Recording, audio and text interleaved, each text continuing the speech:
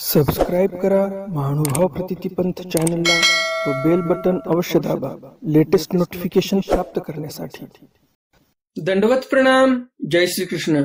लीळा चरित्राच्या आजच्या ज्ञानसत्रामध्ये आपण दोन चरित्र पाहणार आहोत, ज्यामध्ये पहिलं चरित्र आहे लज्जित उपाध्यांची रोटी आरोगण। उपाध्ये हे लज्जित होतात आणि त्यांनी जी आणलेली रोटी आहे त्या रोटीची आरोगणा स्वामी करतात। उपाध्य लज्जित का होतात, काय कारण होतं त्यामागचं माहिती करून घ्यायचं असेल तर व्हिडिओ शेवटपर्यंत पहा। दुसरं चरित्र आहे सारंग पंडिता भोग प्रत्यक्ष। सारंग पंडित स्वामींकडे काय मागणी करतात आणि मग त्या भोगाचं प्रात्यक्षिक स्वामी सारंग पंडितांना करून देतात। तर नेमकं ते भोग प्रात्यक्षिक कसं होतं, त्यांना प्रत्यक्षात अनुभवाला कसं आलं, पाहण्यासारखं आहे। आणि म्हणून हे दोन्ही चरित्र तुम्हाला व्यवस्थित समजून घ्यायचे असतील तर तुम्हाला फक्त एकच काम करावं लागणार आहे। व्हिडिओ आता चालू केलाय तर त्याचप्रमाणे तो शेवटपर्यंत ऐका, तरच तुम्हाला दोन्ही चरित्र व्यवस्थित समजतील। कालच्या ज्ञानसत्रात मी तुम्हाला एक प्रश्न विचारला होता, स्वामींनी भटोबासांना दासीचा दृष्टांत का निरूपण केला? या प्रश्नाचं उत्तर काय सर्व आपण व्हिडिओच्या शेवटी पाहणारच आहोत। नेहमीच्या प्रमाणे तुम्हाला आजचंही ज्ञानसत्र नक्कीच आवडणार आहे आणि त्यामुळे लगेचच्या व्हिडिओला लाईक करा आणि जास्तीत जास्त आपल्या वाचनिक मंडळीपर्यंत हा व्हिडिओ शेअर करा, म्हणजे त्यांनाही या ज्ञानाचा लाभ होईल। कालचं ज्ञानसत्र कोणी ऐकलं नसेल तर त्यांच्यासाठी मी वर आय बटन मध्ये व्हिडिओ दिलेला आहे, वर आय बटनला प्रेस करा आणि तिथे तुम्ही कालचं ज्ञानसत्र ऐकू शकता। तर मग जास्त उशीर न करता चला तर आज काही नवीन ज्ञानार्जन करूया। दंडवत हो। मी ईश्वरदास महानुभाव सर्वांचं स्वागत करतो आपल्या महानुभाव प्रतिपंथ या युट्यूब चॅनलमध्ये। आजच्या ज्ञानसत्रातील लीळा क्रमांक आहे लीळा चरित्र उत्तरार्ध, लीळा क्रमांक 331। लज्जित उपाध्यांची रोटी आरोगण। उपाध्य हे लज्जित झाले होते आणि त्यांच्या रोटीची आरोगण स्वामींनी केलेली आहे। का लज्जित झाले होते उपाध्य ते समोर सविस्तर येणारच आहे। उपाधी कुदी गोसाव्याचा ठाई उपहारू करावा म्हणून कटकासी गोदानासी गेले। उपाध्य एका दिवशी स्वामींच्या ठिकाणी उपहार करावा म्हणून कटकाला गेलेले आहेत गोदानासाठी। हे चरित्र आपण श्रावण महिन्यामध्ये पण एकदा पाहिलेलं आहे। कटक म्हणजे आताचा जो देवगिरीचा किल्ला आहे, ती पहिलं यादवांची राजधानी होती।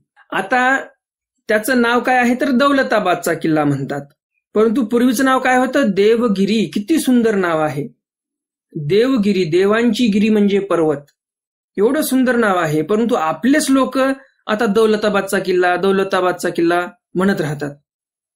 देवगिरीचा किल्ला म्हटलं तर काय होते, देवाचं नाव तरी तोंडात येते, परंतु आपल्या लोकांना काही समजतच नाही। आपले लोक जे नको म्हणायला पाहिजे तेच म्हणणार। तव तेथ गोदान होयची ना, तिथे काय गोदान झालं नाही, त्यांना काही गाय मिळाली नाही दानामध्ये, किंवा जे काही दुसरं धनद्रव्य मिळायला पाहिजे होतं, काही आसू मिळायला पाहिजे होते, काही पैसा आदला मिळायला पाहिजे होता, तो मिळाला नाही। मग मागोते प्रतिस्थानासी येता ती, परत आता पैठणला येण्यासाठी ते निघालेले आहेत। तव लोणार खांडी पासी वणिजारे उतरले होते। लोणार खांडी पाशी वंजारे उतरलेले होते, म्हणजे व्यापारी उतरलेले होते, जे प्रवास करतात त्याला आपण प्रवासी व्यापारी म्हणू शकतो। तेही चण्याची कुंठा भरलिया होतिया। त्या व्यापाऱ्यांनी चण्याचे पोते भरून ठेवलेले होते आणि झालं असं की रात्रीच्या वेळेला पाऊस आला आणि ते चण्याचे पोते जे होते भरून ठेवलेले ते भिजले। तिया तिमलिया होतिया, तिमले म्हणजे भिजून गेले होते। ते भिजलिया चण्याची राशी केली असे। मग त्यांनी काय केलं, जे भिजलेले चणे होते त्यांची राशी करून ठेवली, सर्व चणे एका जागी जमा केले, त्यांना हवा देण्यासाठी मोकळे करून ठेवले। म्हणजे जर कोरडी मोकळी हवा लागली चांगली त्याला तर लवकर वाळून जातील। त्यापाशी गेले, त्यांच्यापाशी गेले। कोण? हे उपाध्यबास। स्वस्ती वचन केले, स्वस्ती वचन म्हटले त्यांनी। आता स्वस्ती वचन नेमकं असते तरी कसं माहिती करून घ्यायचं असेल तर युट्यूबवर सर्च करा, स्वस्ती वचन एवढं सर्च जरी केलं तर तुम्हाला ते स्वस्ती वचन तिथे ऐकायला मिळेल. तर तेच स्वस्ती वचन इथे उपाध्यांनी म्हटलेलं आहे. तिही आद म्हणू एकूचने या घातला, अर्धा मनचने त्यांनी देऊन टाकले. साऊमे आले, समोर निघाले उपाध्य. तव चाटी रोटिया भाजलिया असती. समोर आले तर तिथे चाटे होते, कपड्याचे व्यापारी. त्यांनी नेमक्याच चपात्या केलेल्या होत्या. तया स्वस्ती वचन केले. उपाध्य तिथेही गेले आणि स्वस्ती वचन म्हटलेलं आहे. ती एक रोटी दिधली. स्वस्ती वचन म्हटलं की मग त्या कपड्याच्या व्यापाऱ्यांनी एक चपाती दिली आहे. आडिका तेला लागी दिधला. आणि मग त्या व्यापाऱ्यांनी काय केलं, एक आडिका दिला. अडका म्हणजे काय, त्या काळातील चलन. जसं आपण आताही बोलतोच, काही पैसा अडका लागतो की नाही खर्चाला, काही पैसा अडका लागतो की नाही घरी सामान वगैरे आणायला. पैसा अडका शब्द आताही प्रचलितच आहे. तर अडका म्हणजे काय, तर एक प्रकारचं चलन. तर मग त्यांनी काय केलं, एक अडका पण दिला त्या व्यापाऱ्यांनी उपाध्यांना की आता तुम्ही तेल घ्या याचं आणि चपाती आणि तेल खा. मग हाटा गेले. उपाध्य मग बाजारपेठेमध्ये गेले. कशासाठी गेले, काय तेल घेण्यासाठी गेले का, तेल घ्या म्हटलं की लगेच गेले का तेल घेण्यासाठी, कशासाठी गेले ते समोर सांगतात चरित्रकार. पायकेयाची माळ घेतली. एका पैक्याची माळ घेतली. पायकेयाचा असं तांबूळ विडा घेतला. उत्तम प्रकारचं तांबूळ घेतलेलं आहे एका पैक्याचं. आणि इतरही काही जे वस्तू लागत होते त्यांना त्या घेतल्या. मग गणपती मढा आले. मग गणपत मढाला आले. गोसावी अशी भित्रीला ओट्यावरी आसन असे. स्वामी आतमधल्या ओट्यावर बसले होते. मग लाजिले, लाज वाटली त्यांना. घोंगडे बाहेरी ठेविले. मग आले. कशामुळे लाज वाटली, घोंगड्यामध्ये अर्धा मन चणे होते. तर अर्धा मन हरभरे त्या व्यापाऱ्यांनी दिले होते त्या घोंगड्यामध्ये बांधून. तर जवळजवळ 20 किलो हरभरे बाहेर ठेवलेले होते. अर्धा मन म्हणजे 20 किलो. आणि एक रोटी होती. आता ती रोटी पण कच्ची पक्की कशी होती देव जाणे. त्यांना लाज वाटली स्वामींसमोर नेण्यासाठी. हरभरे पण कसे होते, भिजलेले हरभरे होते. गेले होते राजाकडे काहीतरी दान मिळेल म्हणून घेण्यासाठी. आणि दान मिळाल्यानंतर त्यांना काय घरी न्यायचं नव्हतं प्रपंचासाठी, संसारासाठी.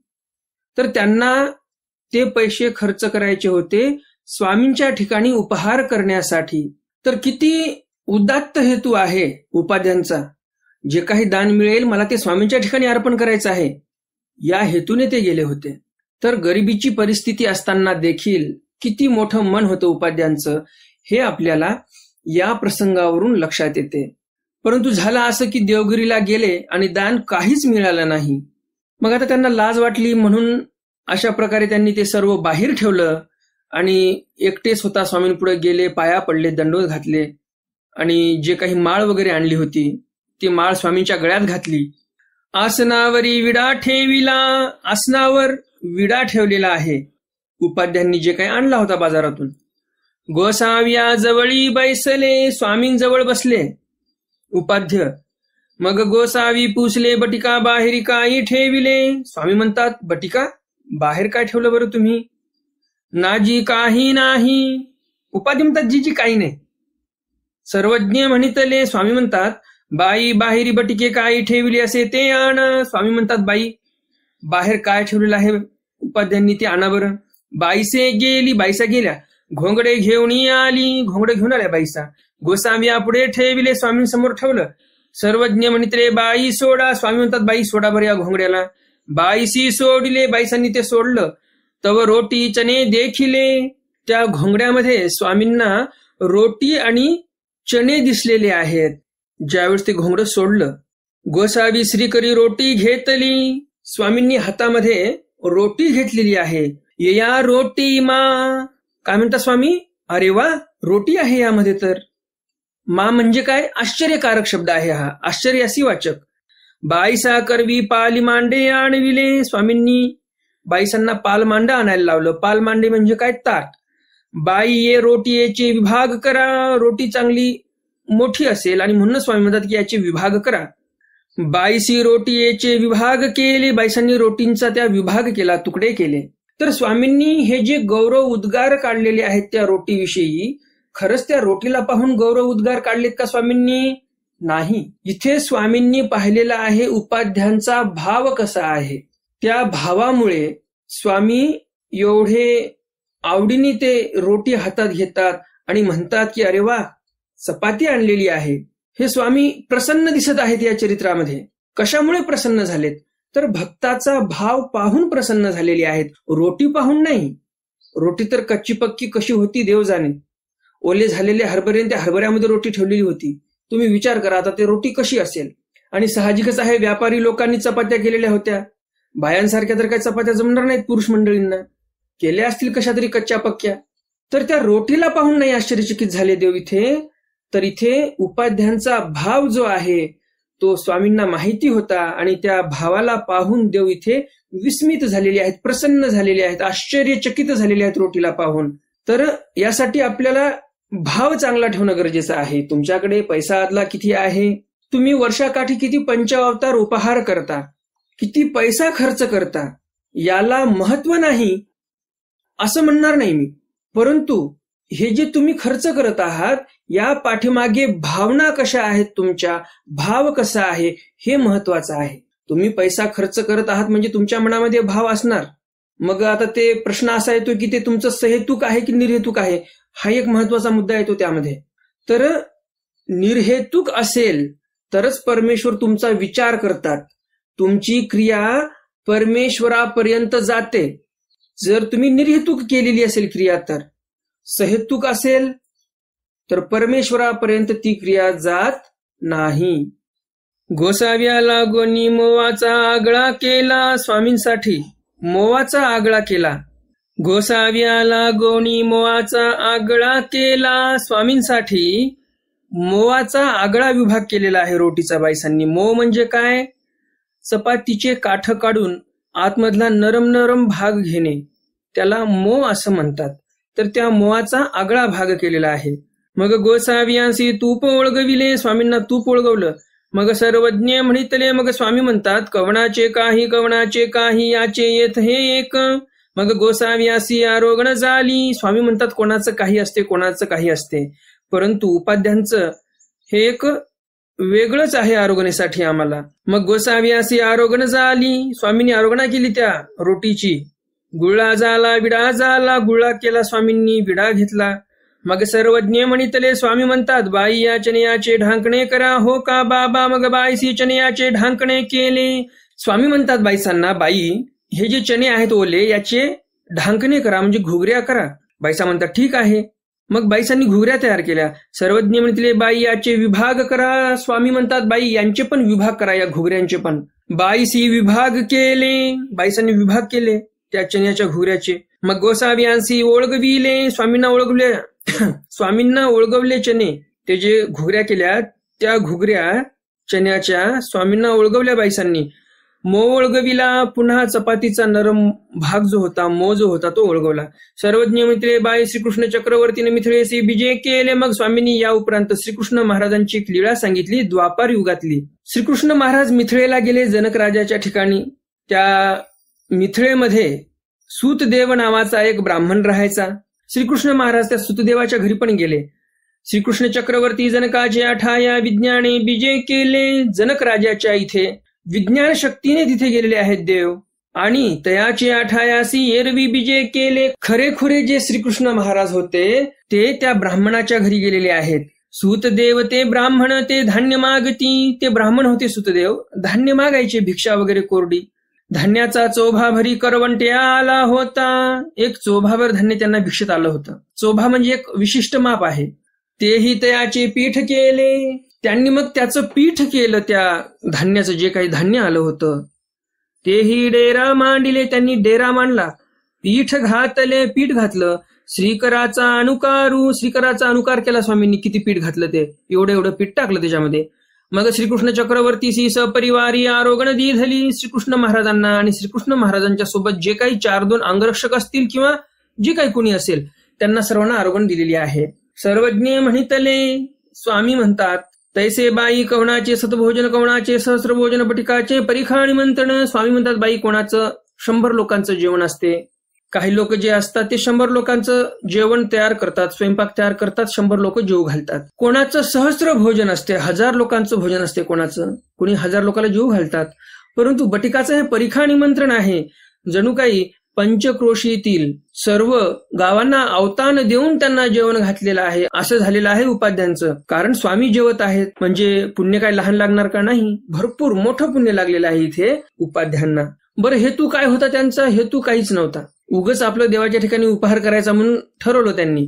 काय त्यांनी देवाकडून मला मुलगा पाहिजे म्हणून असं काही मागणी केली नाही, नवस बोललेला नव्हता. की मला कोणती शेतीबाडी मिळू द्या असा काही नवस केलेला नव्हता. की मला काही एखादी जमीनदारी मिळू द्या, वतनदारी मिळू द्या, असं काही एक मागणी केलेली नव्हती उपाध्यांनी.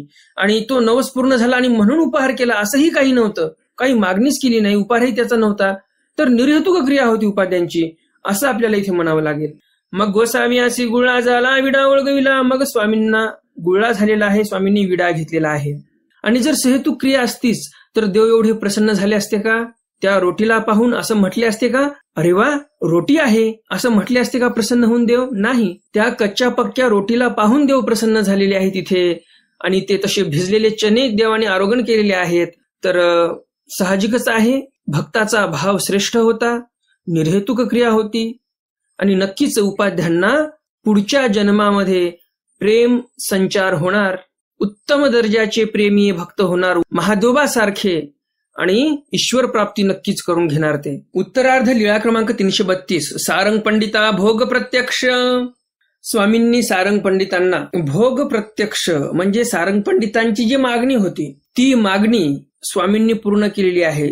जे काय त्यांची मागणी होती की मला विशिष्ट हे वस्तू पाहिजेत, मला ह्या वस्तू पाहिजेतच, याच्याशिवाय मला चालत नाही. तर नेमकी मागणी काय केली होती? कोण्या भोगाची मागणी केली होती सारंग पंडितांनी?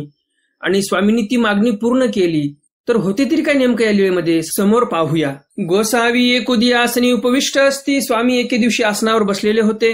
जवळी सारंग पंडित बैसले असती. जवळ सारंग पंडितही बसलेले होते.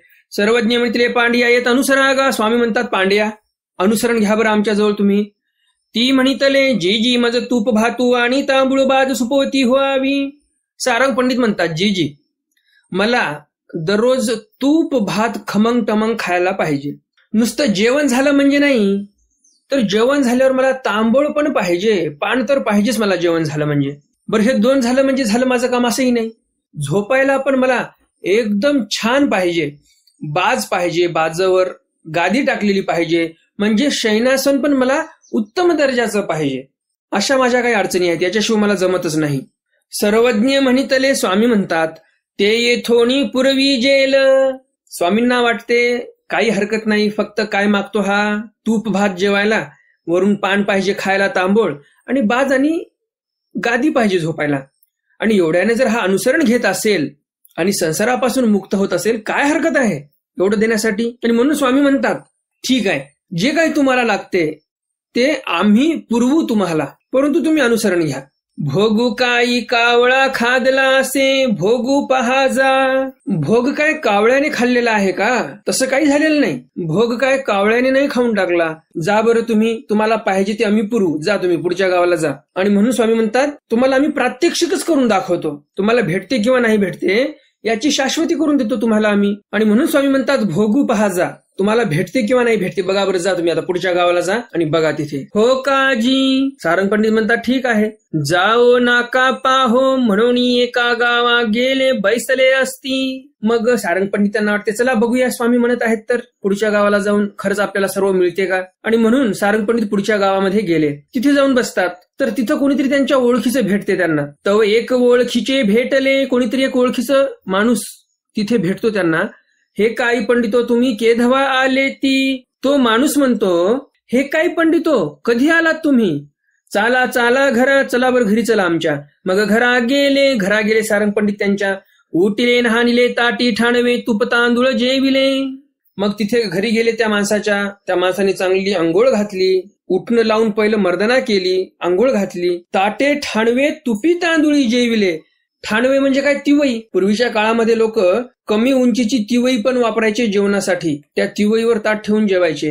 तर त्या ठाणवीवर म्हणजे तिवईवर ताट ठेवलेला आहे. ताटामध्ये भरपूर सारा तांदळाचा भात आणि त्यावर तूप वाढलेलं होतं. पुडवा टोवा पाना पोफळा भरला. त्या माणसाने काय केलं, सारंग पंडिताकडे जी पानाची पिशवी होती त्या पिशवीमध्ये, पिशवी म्हणजे फार मोठी नाही बरं का, पानाची पिशवी छोटीशी असते, जास्त मोठी नसते, तर त्यामध्ये सारंग पंडित सुपारी, त्यांना जे काही अडकित्ता वगैरे लागत असेल, पानं लागत असतील, ते सर्व त्या पिशवीमध्ये ठेवायचे सारंग पंडित. तर त्या पिशवीला पुडवा टोवा म्हणतात. तर त्या पुडव्या टोव्यामध्ये पानं पोफळ भरलेले होते. पानं म्हणजे नागवेलीचे पानं, पोफळ म्हणजे सुपाऱ्या. हे पुडवा टोवा भरून टाकला त्यांनी. एवढे पानं टाकले त्या पिशवीमध्ये, एवढ्या सुपाऱ्या टाकल्या की त्यांची पिशवी भरून गेली. बाज सुपवतीवरी निजेले, बाज आणि सुपवतीवर ते निजले. झोपायला काय टाकली त्या माणसाने, बाज टाकली, बाजावर गादी टाकली. उदयासीची उठिले, सकाळी सकाळी उठले. हा सोयर्याचा गाव. सकाळी उठले सारंग पंडित आणि काय म्हणतात बघा, अरे हे तर माझ्या सोयऱ्याचंच गाव होतं आणि म्हणून यांनी मला इथे आणलं. घरी आणून जेवू घातलं, व्यवस्थित सर्व सोयसाय केली माझी. आता उदासा गावा जाऊ. आता की नाही आपण काय करूया, दुसऱ्या गावाला जाऊया जिथे मला कोणी ओळखत नाही. मग आणि का गावा गेले, मग दुसऱ्या गावाला गेले. बैसले असती तिथे जाऊन बसतात.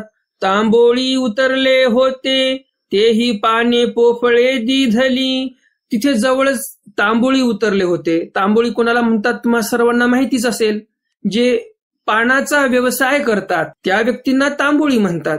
तांबोळी नावाचे पण बरेच काही माणसं आहेत. तर त्यांच्या पूर्वजांचा व्यवसाय होता पानांचा, खरेदी विक्रीचा, किंवा मग त्यांचे स्वतःचे पानांचे बगीचे असायचे, मळे असायचे. तर ते तांबोळी असे उतरले होते जवळच. त्यांनी काय केलं, सारंग पंडितांना पाहिलं, अनोळखी व्यापारी होते हे. त्यांनी काय केलं, पान आणि पोफळ त्यांना नेऊन दिले विडा घेण्यासाठी. एके ब्राह्मणे देखले पंडितो आमच्या घरा चला. एका ब्राह्मणाने पाहिलं आणि तो ब्राह्मण सारंग पंडितांपाशी आला आणि तो म्हणतो की पंडित हो, चला आमच्या घरी. तो घेऊन गेला घरी. तेने तुपी तांदुळी जेऊ सुदले. त्या ब्राह्मणाने पण तांदळाचा भात आणि भरपूर तूप असं जेवू घातलेलं आहे सारंग पंडितांना.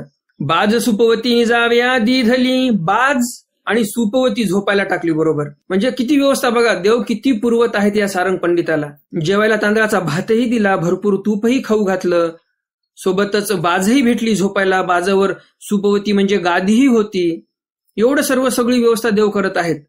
मागवते आणि का गावा गेले. पुन्हा दुसऱ्या गावाला गेले. अजूनही भरोसा बसत नव्हता सारंग पंडिताचा. चोराच्या मनात चांदणं म्हणतात तशी गोष्ट आहे या जीवाची. जीव हा कधीही विश्वासघात करू शकतो, परंतु परमेश्वर कधीही विश्वासघात करत नाहीत. तुम्ही विश्वास तर ठेवून पहा परमेश्वरावर. परंतु सारंग पंडित कसे होते, कपटी माणसं होते. कसे कपटी होते तुम्ही पाहिलंच मागच्या चरित्रामध्ये एका, की भट्टोबासांना मुद्दामून एवढं मोठं तूप वाढलेलं आहे त्यांनी ताटामध्ये. पद्धत असते का तशी वाढण्याची? स्वामी पण म्हणतात सारंग पंडितांना, का हो हे पद्धत झाली का जेवायला वाढण्याची? तुमच्या घरी आहे कितीही, म्हणून आमच्या भक्तांना मारता काय तूप खाऊ घालून तुम्ही? म्हणजे असे सारंग पंडित होते, विचित्र प्रकारचे. परंतु तरीही सारंग पंडित म्हणतात मी संन्यास घेईल, परंतु मला हे पाहिजे. तर देव इथे तयार होतात बघा. काय हरकत आहे, देवाला वाटते एवढं जर दिलं तर संन्यास घेत असेल, काय हरकत आहे? आणि म्हणून देव इथे सर्व पुरवत आहेत. पहिल्या गावाला व्यवस्थित झालं, दुसऱ्या गावाला व्यवस्थित झालं, तरी भरोसा बसत नव्हता या सारंग पंडितांचा. कारण चोराच्या मनात चांदणं, मनात कपट होता यांच्या, म्हणून भरोसा करायला तयार नाही देवावर पण हा माणूस. तर ते पुन्हा तिसऱ्या गावाला गेले. तो तेथही तैसेची झाले. तिसऱ्या गावामध्ये गेले सारंग पंडित, बघूया इथे व्यवस्था होते का म्हणून. तर तिथे पण त्यांना तांदळाचा भात, त्यावर भरपूर तूप, बाज, त्यावर गादी, सर्व व्यवस्थित भेटलं. म्हणजे त्यांना जे काही भोगाची अपेक्षा होती, तूप भात खाण्याची इच्छा होती, व्यवस्थित शयनासन पाहिजे मला अशी अपेक्षा होती त्यांची, तर ते सर्व भोग इथे स्वामी या सारंग पंडितांना पुरवत आहेत. परंतु सारंग पंडितांचा काय भरोसा बसायला तयार नाही. या गावामध्ये भेटलं तर नाही म्हणतात दुसऱ्या गावामध्ये जाऊन बघूया, दुसऱ्या गावामध्ये भेटलं नाही म्हणतात तिसऱ्या गावामध्ये जाऊन बघूया. तर अशी जीवाची गती आहे. या जीवाला कितीही पुरवलं, जीव काय शांत बसणार नाही, जीवाला कधी अक्कल येणार नाही. कारण जीव हा मतित्रयाने ग्रासलेला आहे. अधमती, अधगती, अधरती ह्या मतित्रय या जीवाच्या ठिकाणी आहेतच. आणि म्हणून हे सारंग पंडितही त्याला अपवाद कसे ठरतील, की देवावर अविश्वास दाखवत आहेत. तिसऱ्या गावामध्ये पण त्यांना सर्व व्यवस्थित व्यवस्था झालेली आहे. मग येरी दिसी मागवते गोसावियाच्या दर्शना आले आणि मग भरोसा पटला, स्वामींपाशी आले. मग गोसाविया पुढा अवघी व्यवस्था सांगितली. स्वामींपुढं बसून त्यांनी सर्व व्यवस्था सांगितली, की पहिल्या गावी काय झालं, दुसऱ्या गावी काय झालं, तिसऱ्या गावी काय झालं, कशी व्यवस्था झाली माझी, हे सर्व सारंग पंडित इत्यनभूत पूर्व वृत्तांत जो आहे तो स्वामींना सांगतात स्वामींची आणि त्यांची भेट झाल्यावर. मग सर्वज्ञे म्हणितले मग स्वामी म्हणतात, भोगू तरी ऐसा असे परिपांडियासी तरुणी ब्राह्मणी आणि वृत्ती ये दोन्ही न संडती. मग स्वामी म्हणतात, या सारंग पंडितांना जेवढं काही पाहिजे होतं तेवढं आम्ही पुरवलं, परंतु झालं काय, त्यांनी काही नाव घेतलं का अनुसरण घेतो आता आम्हाला संन्यास देऊन टाका म्हणून? नाही. त्यांच्या ज्या काही टर्म्स अँड कंडिशन्स होत्या, ज्या काही नियम आणि अटी होत्या त्या पूर्ण केलेल्या आहेत स्वामींनी. तरीही सारंग पंडित म्हणत नाहीत मनाने की आता मी संन्यास घ्यायला तयार आहे. आणि म्हणून स्वामी काय म्हणतात की जे काही भोग यांना भेटायचा होता तो त्यांनी भोगलेला आहे, तरी पण यांना काही अक्कल आली नाही की आपण संन्यास घ्यावा म्हणून. ह्यामागचं कारण काय? स्वामी पुढे सांगतात की परिपांडियासी तरुणी ब्राह्मणी आणि वृत्ती, त्यांना जे काही वृत्ती भेटलेली होती, यांना काय वृत्ती भेटलेली होती तर यांना 60 आसू वृत्तीमध्ये मिळालेल्या होत्या, गाय मिळालेली होती, जमीन मिळालेली होती आणि एक दासीही मिळालेली होती. तर असं पैसा आदला त्यांना वृत्तीमध्ये भेटतच होता आणि म्हणून त्यांना ते पैसा आदलाही सोडा वाटत नव्हता. दीक्षा घेतली तर कसं काय पैसा आदला घ्यावा? जे काही वृत्ती भेटते ते सरकारकडून, म्हणजे त्या काळात जो राजा होता तो द्यायचा पहिलं ब्राह्मण लोकांना, तर ते कसं काय सोडावं? तेही सोडवल्या जात नव्हतं. आणि स्वामी म्हणतात पांडियासी तरुणी ब्राह्मणी, त्यांची पत्नीही त्यांना सोडवल्या जात नव्हती. ये दोन्ही न संडती, या दोन्ही गोष्टींचा त्यांच्याकडून त्याग होत नव्हता आणि म्हणून त्यांनी काय संन्यास घेतला नाही. स्वामींनी त्यांची एवढी इच्छा आकांक्षा पूर्ण केली होती. 3 गावामध्ये त्यांनी जाऊन देवाचीच परीक्षा पाहिली की खरंच या गावी भेटते का, त्या गावी भेटते का, त्या गावी भेटते का. स्वामी भेटते म्हटल्यानंतर पण त्यांनी 3 गावं हिंडून पाहिले. तर असे सारंग पंडित होते. एवढी सगळी मुभा देवाने दिली तरी पण ह्या सारंग पंडितांनी स्वामींच्या आज्ञेचं पालन केलं नाही आणि संन्यास काय घेतला नाही. मागचं चरित्र आपण पाहिलं, ज्या चरित्रामध्ये भटोबास आणि सारंग पंडित यांच्यामध्ये कुजबूज होते. तर एकीकडे बघा, तुम्ही विचार करा थोडासा, तुम्हाला जर तुमच्या जीवनामध्ये यशस्वी व्हायचं असेल तर मी जी आता गोष्ट सांगतोय हे लक्षात असू द्या. आपण 2 दिवसापूर्वी एक चरित्र पाहिलं की भटोबासांची सारंग पंडितांची कुजबूज झाली. भटोबास हे स्वामींपाशी अनुसरलेले होते. स्वामींना खूप अभिमान होता भटोबासांचा आणि त्या भटोबासांसोबत हे सारंग पंडित असे वागले जसं काही भटोबासांनी कधी तूप पाहिलं नाही एवढं तूप वाढलं आणि तिथे जणू काही एक प्रकारे अपमानच केलेला आहे भटोबासांचा. आणि भटोबास पण रागावतात सारंग पंडितांना. ही काय पद्धत झाली का वाढण्याची? तर एकीकडे या सारंग पंडितांनी स्वामींचा जो पट्ट शिष्य होता, एकदम जवळचा शिष्य होता, म्हणजे कोणतर नागदेवाचार्य, यांचा अपमान केला. तरी पण स्वामी या सारंग पंडिताच्या हिताकडेच पाहत आहेत की काही का असेना जाऊ द्या, एवढ्या गोष्टी पुरवल्यानंतर जर सारंग पंडित अनुसरण घेत असतील तर काय हरकत आहे. स्वामी सारंग पंडिताच्या हितालाच प्रवर्तलेले आहेत. तर आपण ही गोष्ट लक्षात ठेवायला पाहिजे की आपण पण जर आपल्याकडून एखाद्या व्यक्तीचं चांगलं होत असेल तर आपण ते चांगलं केलं पाहिजे. स्वतःचा स्वाभिमान न विसरता, बरं का, हल्लीच्या काळामध्ये स्वाभिमान बाळगलाच पाहिजे हे मी तुम्हाला सांगतोय. स्वाभिमान कधी सोडायचा नाही आणि अभिमान, अहंकार कधी करायचा नाही, हे लक्षात असू द्या. कारण अहंकाराचे घर कधीही रिकामे असतात. अहंकार कधीही करायचा नाही आणि स्वतःचा स्वाभिमान कधीही गहाण ठेवायचा नाही. हे तत्व पाळून आपल्याला काम करायचं आहे आणि ज्यांचं हित आपल्याला करता येईल त्यांचं हित आपण केलंच पाहिजे, हे स्वामी आपल्याला इथे सांगत आहेत. स्वामींनी इथे आपला स्वाभिमान सोडलेला नाही.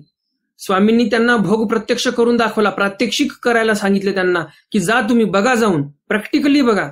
आणि त्यांना प्रत्ययाला आलं पण.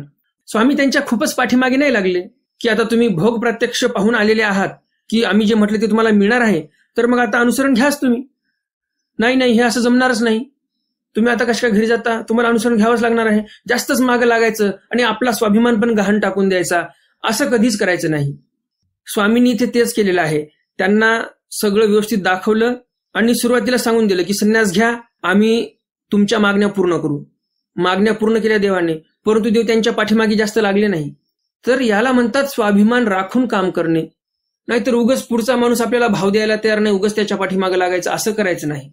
परमेश्वर तर निराभिमान आहेत, परंतु स्वामी काय म्हणतात, आपल्या लागोनी स्वाभिमानियाचे स्वाभिमान. स्वामी म्हणतात परमेश्वर निराभिमानी असतात, परंतु ज्यावेळेस परमेश्वराच्या भक्तावर एखादं संकट येते त्यावेळेस परमेश्वर एखाद्या अभिमानी माणसापेक्षाही अभिमानी होतात आणि भक्ताचा अभिमान घेत असतात. उदाहरणार्थ तुम्ही अर्जुनाचं चरित्र पाहू शकता. ज्यावेळेस अर्जुन एकदम हतबल होऊन जातो त्या पितामह भीष्मापुढे, त्यावेळेस निराभिमान असा परमेश्वर श्रीकृष्ण महाराज अभिमान घेतात अर्जुनाचा आणि रथाचं चाक काढतात आणि त्या भीष्मावर चालून जातात. किंवा पाठभेदाने असंही आहे की हातामध्ये सुदर्शन चक्र घेतात. तर देवाने स्वतःची प्रतिज्ञा तोडली. निराभिमान असा परमेश्वर अभिमानी झाला. कोणासाठी झाला हो? तर तुमच्या आमच्यासाठी झाला. तुम्ही तसे भक्त व्हा, परमेश्वर नक्कीच तुमचा अभिमान घेतील. योग्य ठिकाणी कसं आपल्याला वागायचं ते देवाने इथे सांगितलेलं आहे. देवाने त्यांच्यावर उपकार केलेत सारंग पंडितावर की अनुसरण घे रे बाबा, मी तुला सर्व पुरवतो. सर्व पुरवलंही. एवढा उपकार केला देवाने या सारंग पंडितावर, एवढी मोकळीक दिली की तुला मी एवढी सूट देतो रे बाबा, संन्यास घे. तुला दररोज भात आणि तूप खायला देतो, तुला दररोज बाज आणि त्यावर गादी देतो झोपण्यासाठी, संन्यास घे. एवढी सूट दिली देवाने. परंतु ऐकायला तयार नव्हते. देवही म्हणतात यांच्या पाठीमागे जास्त लागायचं नाही, कारण सारंग पंडित काय सुधारणार नाहीत. तर अशा प्रकारे हे दोन्हीही स्वामींचे चरित्र तुम्हाला नक्कीच आवडले असतील. आणि अजून जर तुम्ही या चरित्राला लाईक केलं नसेल तर लगेच या व्हिडिओला लाईक करा आणि जास्तीत जास्त आपल्या वासनिक मंडळीपर्यंत हा व्हिडिओ शेअर करा, म्हणजे त्यांनाही या ज्ञानाचा लाभ होईल. आजच्या ज्ञान सत्रातील प्रश्न आहे, उपाध्य हे लज्जित का झाले आणि स्वामींनी ती रोटी पाहून रोटी मा असे आश्चर्यकारक उद्गार का काढले? तर आता पाहूयात आपण कालच्या ज्ञान सत्रातील प्रश्न, त्याचं उत्तर. आणि कालच्या ज्ञान सत्रामध्ये मी तुम्हाला प्रश्न विचारला होता, स्वामींनी भटोबासांना दासीचा दृष्टांत का निरूपण केला? या प्रश्नाचं उत्तर आहे, स्वामींसमोर भटोबास बसले होते निरूपण ऐकत. बाईसांनी मध्येच काम सांगितलं. भटोबास उठले, पाणी आणण्यासाठी गेले, परंतु मनामध्ये विचार आले की काय बाईस आपण नेमकं स्वामींच्या निरूपणाला बसलो आम्ही, स्वामींचं निरूपण ऐकत असतानाच का काम सांगतात हे? थोड्या वेळाने जर काम सांगितलं असतं तर काय बिघडलं असतं बाईसांचं? स्वामींचं निरूपण तर होऊ द्यायचं होतं, बाईसाचं आम्हाला हेच पटत नाही. असा विचार करत करत करत गेले. पाणी भरलं घागरीमध्ये आणि वापस येत होते त्यावेळेस विचार आला की बाईसांनी काय स्वतःच्या आंघोळीसाठी पाणी सांगितलं का? स्वामींसाठीच पाणी सांगितलेलं आहे. स्वामींनाच पाणी पिण्यासाठी लागते, स्वामींच्या स्वयंपाकासाठी पाणी लागते. स्वामी जर कुठे शौचाला गेले, कुठे लघुशंकेला गेले तर त्यावेळेसही पाणी लागते त्यांना. तर मी जो विचार केला तो चुकीचा होता. असा विचार करत करत भटोबास परत येतात आणि मग स्वामी म्हणतात, भटो तुम्ही ज्या विचाराने गेलात ते चुकीचे होते आणि येताना जे विचार केला तुम्ही तो अगदी योग्य होता. आणि मग या प्रसंगावर स्वामींनी दासीचा दृष्टांत भटोबासांना सांगितला की जी दासी आहे स्वतःचं कर्तव्य आहे म्हणून करते, त्याप्रमाणे आपण वागलो पाहिजे, असं स्वामी या दृष्टांताच्या माध्यमातून भटोबासांना निरूपण करतात. तुम्हा सर्वांचं खूप खूप अभिनंदन. तुम्ही तुमच्या जीवनातील अनमोल असा वेळ ईश्वराच्या लीळेंच्या चिंतनामध्ये घालत आहात, त्या ईश्वराच्या लीळेंचं श्रवण करण्यामध्ये घालत आहात आणि ईश्वराची एक प्रकारे श्रवण भक्ती तुम्ही करत आहात. तर खरंच तुम्ही सर्वजण दैवाचे भाग्याचे आहात. तुम्ही एवढा अनमोल असा वेळ ईश्वराच्या लीळेच्या चिंतनामध्ये व्यतीत करत आहात. तुम्हा सर्वांचं खूप खूप मनापासून अभिनंदन. ज्याप्रमाणे तुम्ही कालच्या ज्ञानसत्रातील प्रश्नाचं उत्तर दिलं त्याचप्रमाणे तुम्ही आजच्याही ज्ञानसत्रातील प्रश्नाचं उत्तर नक्कीच देणार अशी अपेक्षा आहे. तर मग भेटूया उद्याच्या ज्ञानसत्रामध्ये सर्वज्ञ श्री चक्रधर स्वामींच्या काही नवीन चरित्रासह. तोपर्यंत दंडवत प्रणाम. जय श्रीकृष्ण. दंडवत.